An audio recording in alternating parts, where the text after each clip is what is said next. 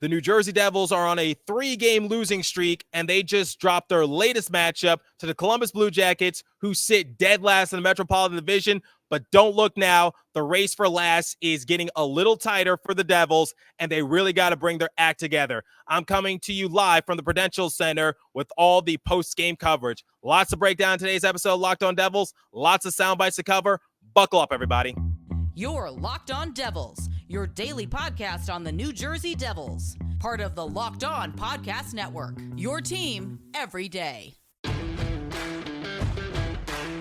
Hi, this is Bryce Salvador, and you're Locked On Devils with Trey Matthews. Scores! Oh, Stevens stepped up, nailed it. Brodor's got the puck. What a shot. The Devils win the Stanley Cup. Alrighty now, what is up, New Jersey? Welcome back to the Locked On Devils podcast here on the Locked On Network. I'm your host, college hockey play-by-play announcer, Devils writer for Pucks and Pitchforks, and also part-time Credential Media member, Trey Matthews, coming to you live from the Prudential Center press box post-game. Everybody has gone home, and I am here to give you guys the post-game recap, my thoughts on the matter, and also play some sound bites I was able to obtain in the locker room. So remember how I said in the previous episode that the New Jersey Devils have officially hit rock bottom? They can go nowhere but up.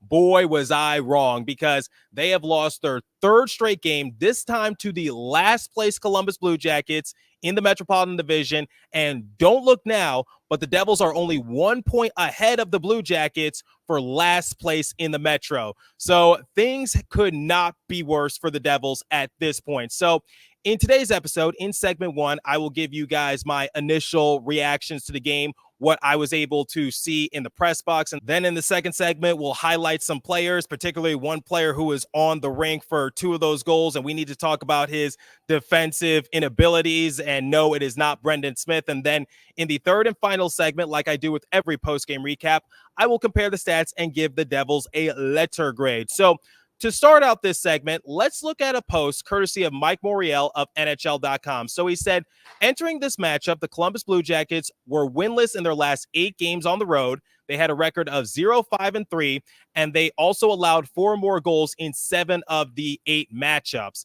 6 of the 8 losses came in just 1-goal games. And now let's look at another post courtesy of Josh Reintz of the Hockey Writers. He said, if you are looking for some hope as a Devils fan, first, they aren't the Jets. And second, the Columbus Blue Jackets have been outscored 28-17 in the third this season, because the Devils were trailing 2-1. Things were looking a little grim. They weren't really generating that many good looks on Elvis Merzlikins. So people were writing them out going into the final period of regulation. And I was just hoping for a final surge from the Devils, and they were able to do so. They generated a lot more shots, but they just got handcuffed. So when looking at this game, let's look at some of the pregame notes. So the Devils went back to a 12-6 lineup, thank God. However, here was the catch.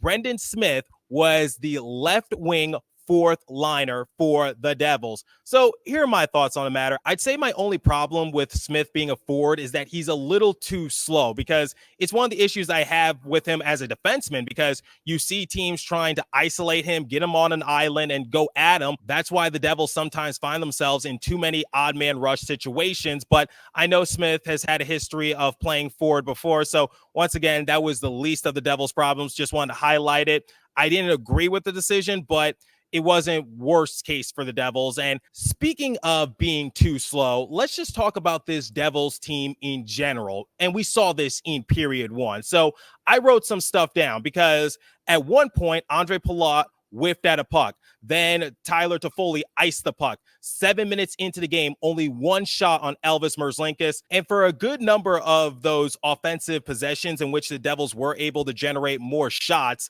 they were mostly one and dones. Like, I didn't see the Devils create too many good rebounding opportunities for themselves. I didn't see them trying to collapse defense. And once again, that didn't really start to happen until period 3. But it goes back to what I've been saying the last few weeks, which is the Devils have to do something offensively to get better looks for themselves. And I thought getting Jack Hughes back into the lineup would make a difference. But needless to say that the Devils just came out flat-footed, and it leaked over from their game against the Red Wings, because obviously that was their worst performance of the season. So I thought a couple days rest, maybe the Devils would learn a thing or two. And unfortunately, given the circumstances, it seems like, yes, they took like maybe one step forward, but it was just like a itsy bitsy baby step. At least they got a goal. At least they didn't get shut out. But once again, they just found themselves making mistakes at the most inopportune times. And it didn't seem like they had any heart and hustle. And I'm not the only one to figure that out, because courtesy of Mike Moriel of NHL.com, he put this on the X app. He said, MSG analyst Bryce Salvador was speechless with the lack of effort by the Devils in the opening period after what transpired on Wednesday. 4-0 loss at Detroit. Opening 10 minutes was uninspiring.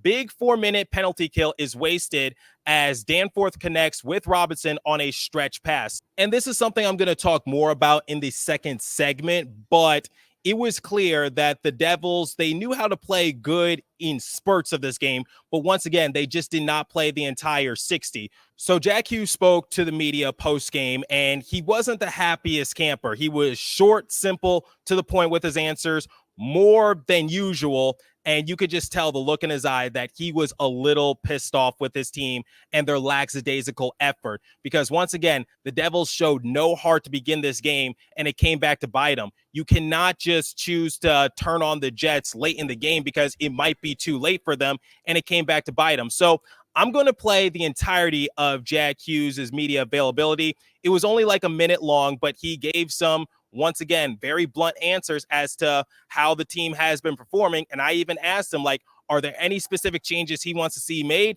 Here's what he had to tell me and the rest of the media post-game. Obviously, yesterday we talked to some guys about conversations that were had. Did you feel that, results aside, there was some element of response to what you guys discussed? Yeah, I don't know. I mean, just tough result, you know. Jack, after your line, and Holtz did catch on that one opportunity, but does it feel like a lot of the offense is being generated after the top line here? Listen, we didn't generate anything tonight either. We didn't score, so who are we to talk? Do you think from those conversations yesterday, you think there are still things that you want to resonate more with this team? I think that, probably talking too much. We got to go out there and play better. What are some of the specific adjustments you want to see be made since you're one of the leaders of this team? I got no adjustments. It's just our will and compete, and that's about it.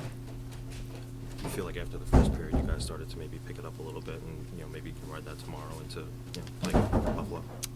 Yes and no. I mean, it's just not a great performance, and we should be excited and ready to go for tomorrow. During his soundbite, once again, I asked him, like, were there any changes he wanted to see made to the team? And he says it just comes down to will and compete, and that he didn't really have any specific ideas in mind. So I think he is absolutely right. And once again, it just highlights what I've been talking about, what the fans have been talking about, what the rest of the media is talking about, which is what is going on with this Devils team, because that's back-to-back games in which they show no hustle, no heart, no determination. I'll give them credit. They improved in this game in that sort of category because at least they gave themselves a chance late in the game. But against the Red Wings, once again, you only generated 16 shots on goal on Alex Lyon of all goalies, with no disrespect to him, but he's not exactly a Vezina caliber goalie. And the same can be said for Elvis Merzlikins. So you could tell that Jack is a little pissed off, and that's sort of going to transfer into my next segment. But before we continue, let me tell you guys about BetterHelp. So if you're thinking of starting therapy, give BetterHelp a try. It's entirely online, designed to be convenient, flexible, and suited to your schedule. Just fill out a brief questionnaire to get matched up with a licensed therapist and switch therapists anytime for no additional charge. Find your bright spot this season with BetterHelp. Visit BetterHelp.com/LockedOnNHL today to get a 10% off your first month. That's BetterHelp.com/LockedOnNHL. Okay, so in the previous segment, I talked about some mistakes that the Devils made. Well, there was one player in particular on the defensive side of things that was on the rink for both of those blunders. And I get that he shouldn't take all the blame, but it really makes him the common denominator as to what's been wrong with the Devils' defensive execution. and that is Dougie Hamilton. So as you guys know, I am a big fan of Dougie Hamilton and his overall game because I said he brings a lot of offense to the Devils' blue line. Obviously, he was a Norris finalist just a few years ago. He's definitely shifted the culture here in New Jersey, but the one thing that's been very evident is that he is mostly offense and little to no defense, as proven in this game, because as we saw, Boone Jenner scored the first goal of the game for the Blue Jackets. What had happened? Well, it was a tip-in attempt on his end from Johnny Gaudreau. Both Jonas Siegenthaler and Dougie Hamilton missed their assignments. They were on one side of the net, and nobody was guarding Boone Jenner on the doorstep, and he was able to find the back of the net with ease on Akira Schmid. So I'm just like, you just left your goalie out to dry. And I know I've been complaining about the net minding for the Devils the last few episodes, but I cannot put that on Akira Schmid. That is just piss poor defense from the Devils once again. And it goes back to what I've been talking about the last few weeks. It seems like the Devils, they have bad communication, just bad execution. And once again, it seems like their defensemen are too focused on the offense that they just forget about their defensive responsibilities. Case in point right there with Dougie Hamilton. Now, it wasn't all that bad because the momentum shifted back into the Devils' favor a few moments later. So what had happened? Well, Alexander Holtz, he was able to score on a very quick snapshot, and Elvis Merzlikins was too slow to stop it. But that does not happen without Andre Palat creating the opportunity for Holtz to get wide open, which resulted in Palat getting his 4th point in the past 5 games. So Palat, during this 5-game stretch, he has 1 goal and 3 assists. So I think Palat has been improving a little bit, and I got to give credit where credit is due. But karma has an interesting way of working, because not too long after, Alexander Holtz was given a double minor for high sticking. So the Devils, it seemed like once they recapture the momentum, they give it right back to the Blue Jackets. So the Blue Jackets go on the man advantage for a lengthy period of time. And you think the Devils are doomed in that case? Well, not exactly, because they killed off that penalty in dominating fashion, and they gave the Blue Jackets little to nothing to work with. And that gave the Prudential Center, that gave the Rock, that gave the fans, that gave a lot of people some extra energy. And we thought it would transfer over to the Devils, right?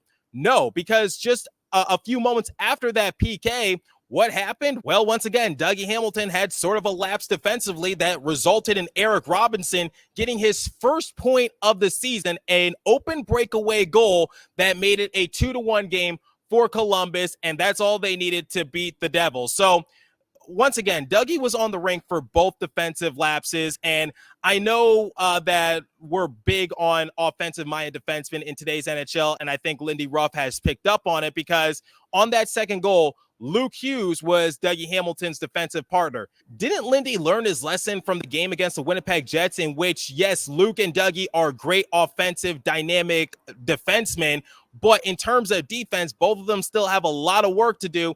And once again, it came back to bite them. And as a result, the Devils go down 2-1. And the Blue Jackets, they put their foot on the gas pedal and they just didn't look back. They relied a lot on Merzlikins to try to shut the door down. So it raises the important question: should Dougie Hamilton be a healthy scratch in the next matchup against the Buffalo Sabres? Well, here's what Lindy had to say post-game in regards to Dougie and his performance. Lindy, just curious what you thought of Dougie Hamilton's game tonight. Felt like he was... really not good. I mean, the mistake on both goals, a 2-on-2 rush, and got caught. Let a guy in behind him on the second one. Those are the plays that we're trying to eliminate. Obviously, I thought about possibly asking Lindy if you would make Dougie a healthy scratch just to make a drastic change, or maybe just to send a message to your team saying, like, nobody is safe, we are struggling badly, so I'm going to do some drastic changes in order to get a point across. Well, I just said there's no way he's going to make Dougie Hamilton a healthy scratch. Just no way, because Dougie is one of the top 50 players in the NHL. Obviously, he's one of the best players on the Devils roster. And I'm not trying to make an excuse for him, because his defensive inabilities has been very frustrating for the Devils. And it's been very pinnacle as to how poor the Devils' defense has been the last few weeks. So I know a lot of people, including myself, were thinking about the possibility of Dougie Hamilton getting scratched, but does that make the Devils any better because at least Dougie can redeem himself at one point or another by getting a goal or getting an assist or something like that. So I'm just saying like what the mindset might be for Lindy Ruff in terms of making that tough decision. Now, a lot of people might say, well, look at Patrick Laine, because Patrick Laine was a healthy scratch for the Columbus Blue Jackets not too long ago, and the coaching staff was just trying to get a message across their team. I get that and all, but I just think the circumstance might be a little different for the Devils because I think the Blue Jackets, they've accepted the rebuild, but the Devils, they're trying to turn it around quickly. So, yeah, I mean, I think it's plausible, but not likely. That's just my overall opinion. Now, I want to talk about Akira Schmid because I've been basically crapping on the goaltending for the Devils because similar to the defense and similar to the offense, it hasn't been the greatest stretch of games for Akira and also Vitek. But Akira deserved more reps. He deserves more chances. And I feel as though he was making those crucial saves because this is something that I was critiquing Vitek Vanchek on. I said, yes, the goals that are let up, they're not entirely on you, but you still got to make those crucial saves for your team. So we saw that in period one when he made a few crucial saves and the Devils left him out to dry at certain points in the game. And that's what resulted in the 2 goals. But I think another case in point as to how well Akira performed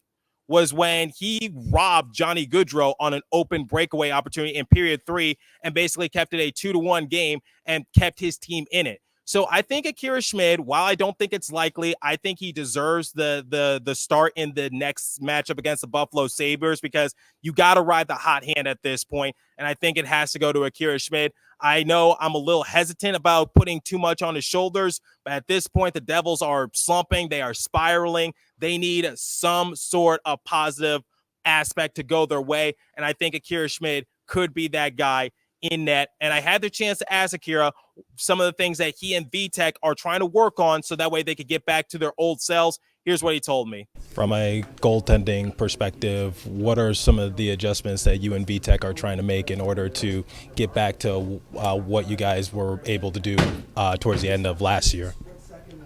I mean, just like all of us, it's just working on details. Small things make a huge difference in this league. I mean, just generally in hockey. And that's kind of what we've been working on. It's not far off, but just always a little bit behind.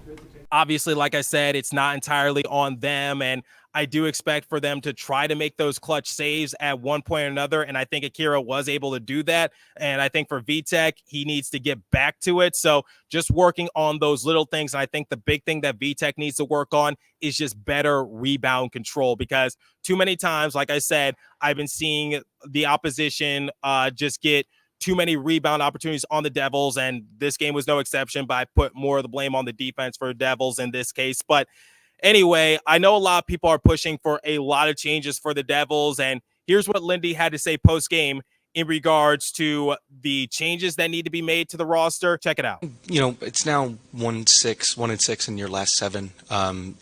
Is there any sort of systematic changes that need to happen? Are you considering that at all at this point? When you're saying systematic, I guess and maybe further lineup changes. Maybe things teams are figuring out your system. I mean, we don't have a lot of lineup changes we can make. Until we get people coming back. So there's not a lot of lineup changes. We know that we're a little bit limited. We've had some. If you want to compare the previous game to tonight, we played a game that would give us an opportunity to win a hockey game.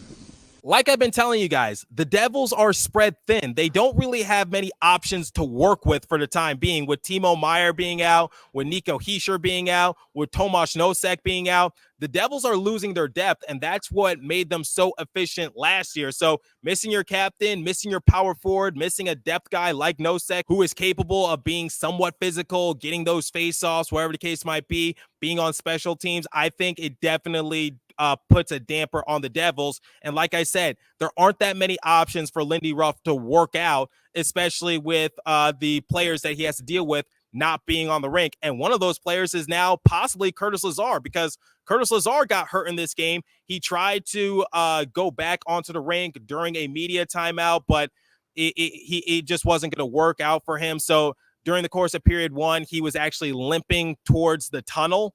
and it seemed like it was a very painful injury, and he tried to toughen it up and get back onto the rink, but better to be safe than sorry in this case. Lindy did reveal during his post-game press conference that Curtis Lazar is questionable going into the matchup against the Sabres. So just putting that out there. So all in all, it's just wash, rinse, and repeat with this team, which is they just cannot score for some reason. It seems like their opponents are starting to figure them out a lot better. Their defensive execution is not there either. Lots of opportunities for the Blue Jackets to possibly make it a 4 or a 5-1 game. And luckily, they just had strong goaltending in Akira Schmid. And the Devils, they just play good in spurts, but they cannot play the entire 60. Now, I asked Brendan Smith about the matter, and I said, like, what does this team need to do in order to just play well the entirety of the game? Here's what he told me. So you guys seem to play good at spurts during the course of the season. So first period, you guys had a huge penalty kill. Period 3, you generated way more shots. What are some of the adjustments, in your personal opinion, that need to be made in order to see better outcomes? I still think our starts have to be better. I feel like that's 2 years now. We keep saying that, but that's something that we still have to get better at. We talk about even just playing even more simple and making sure we get pucks to the net. So for sure, the starts have to be better. And in my mind, I just touched on it earlier, is that we can't spot them 2 goals. You got the attention to detail is so fine at this level that sometimes puck luck, if you're not paying attention, it'll go in the back of your net, and you cannot allow that. So there are no easy games in this league. The parity is incredible, and so you have to be dialed in all the time. So in my mind, I would still harping on our starts and just be very attention to detail. So if we can kind of dial that in, I think it's going to keep us in the right direction. Yeah, I mean, it's just getting off to a good start, similar to what Jack Hughes said, similar to what Lindy Ruff said. You just need to get off to a good start. You can't just flip a switch in period 3 because it might be too little, too late. So you really got to step up your game when it matters most. And finally, I asked Brendan, like, even though he was a winger, what are some of the defensive adjustments that need to be made in order for the Devils to be a better defensive unit? Here's what he told me. From a defensive aspect, what are some of the things that you guys need to work on? Because it seems like you guys give up a lot of odd man rushes and open breakaways, and we saw that on full display once again in this game. I wouldn't say full display. I would say previous full display. I would say it's been known through the season that we have given up way too many odd man rushes. I wouldn't say today. We did give up 2, maybe 1. The breakaway for sure can happen. It just can't happen, but less. And so that's where I'm trying to take. When I'm saying glass half full, that's what I want to take away from that, because we did give up way less, but we didn't cheat the game. We were above people. We played hard. So that's where I'm taking the positives, but we have been known for that for earlier. So we're trying to grow, and a lot of times you got to kill the old you to become the new you, and that's what we're doing right now. I like how he also corrected me by saying it wasn't on full display. My bad. It's just a force of habit. Obviously, I say that phrase a lot on this show. But anyway, yeah, the defensive execution, especially from Dougie Hamilton, just wasn't there. And despite the Blue Jackets being last in the Metro, I guess at this point, no win is a guaranteed win for the Devils. I think we're well past that, and it sucks, but it's just a hand that's being fed to the Devils, and they're going to have to figure out sooner rather than later, because once you start to go up against those hard opponents, then it might be hard to try to claw your way back up top the Metro. So I know a lot of people are saying that last year was a fluke. I don't think it was a fluke. Unfortunately, the Devils have just ran into a lot of bad luck in terms of injuries, and it's been ruining their depth, but we'll see what happens in the next game against the Sabres. And before we compare the stats and give the Devils a letter grade, I want to tell you guys about the Game Time app. So once again, the Rock was bumping despite the loss. You heard a lot of boos from the Devils when they weren't able to capitalize on their power plays, and also in between intermissions, because fans weren't happy with the overall execution. But that's what makes a fan a fan. So last minute tickets, flash deals, zone deals, easy to find and buy tickets for every kind of event in your area, views from all seats in the venue, lowest price guaranteed, event cancellation protection, job loss protection, etc. So see the view from your seat before you buy, so you know exactly what to expect when you arrive. Game Time has deals on tickets right up to the start of the event and even an hour after it starts. it's the place to find last-minute seats. So download the Game Time app, create an account, and use the code LOCKEDONNHL for $20 off your first purchase. Terms apply. Again, create an account and redeem code LOCKEDONNHL for $20 off. Download Game Time today. Last-minute tickets, lowest price, guaranteed. All right, let's compare the stats and let's get out of here. So shots on goal differential, 38-28 in favor of the Devils. Once again, especially in period 3, I saw the Devils be a lot more aggressive when it came to shooting the puck. But it raises the question, why can't you do this the entirety of the game? Because they couldn't even set up shop in their offensive end to begin the game. They just played so flat-footed, and it came back to bite them. That's why you lost 2-1 against the Blue Jackets. A Blue Jackets team that, might I add once again, has been outscored in period 3, 28-17 this season. So that was pretty pathetic for the Devils to step up their game too little, too late. Face-off percentage, 50 a pop between the Blue Jackets and the Devils. Power play, Blue Jackets were 0 for 3. Devils had a huge PK in period 1 on the double minor assessed to Alexander Holtz. So that definitely gave them a lot of momentum. But once again, they gave it up, but I've already touched on that. Devils power play 0 for 2. Starting to slip a little bit. And I told you, you cannot keep relying on the power play to be your main source of scoring. Paul Bissonnette preached it on the TNT telecast a few weeks ago. You have got to try to be better at 5-on-5, and I hate it when Biz is right, but in this case, he's right. I'll keep preaching it until the Devils get better at 5-on-5. Hits, 22-18 in favor of the Devils. They started to pick up their aggression as the game progressed. Blocks, 22-16 in favor of the Blue Jackets. So if I had to give this game a letter grade for the Devils, I'm going to have to give them an F. Once more, back-to-back games, back-to-back failing performances, because they have shown little improvement. I will give them credit, but not enough improvement for me to bump it up to a D-. So it was a piss-poor effort against one of the worst teams in the NHL, and I guess it goes to show you that no win is a guaranteed win for the Devils at this point. They got to earn that credibility back. So looking ahead of the schedule, screw it, F it up, tear up those sheets, because no win is a guaranteed win for the Devils. I know it's a little too early to talk about must wins, but when you look back at those games in February, March, April, those games do start to add up. So I just want to put that into the light, which is you don't want to be like on the outside looking in and then you miss out on the playoffs by like a point or two. And then you look back into this game against the Blue Jackets, a team that you should have beaten on your home ice in your own barn, and you couldn't pull your act together. So that cannot happen for the Devils. They got to try to start mustering up these wins quickly, because it's been a very bad month for them. And I'm just running out of words to describe it. I'm tired of repeating myself, and I'm sure you guys are tired of hearing about it, but that's all I could really bring into the light. So failing grade for the Devils. Their next matchup will be in less than 24 hours as they're set to take on the Sabres once again at the Prudential Center. I will be credentialed for that game once more, so I will give you guys some more post-game coverage in the next episode. But as for today, that's all the time I have for you. So continue to stay safe. Have a wonderful day, New Jersey. Go Devils. I'll catch you guys in the next episode. Thanks for listening once again. Trey Matthews signing off at the Prudential Center.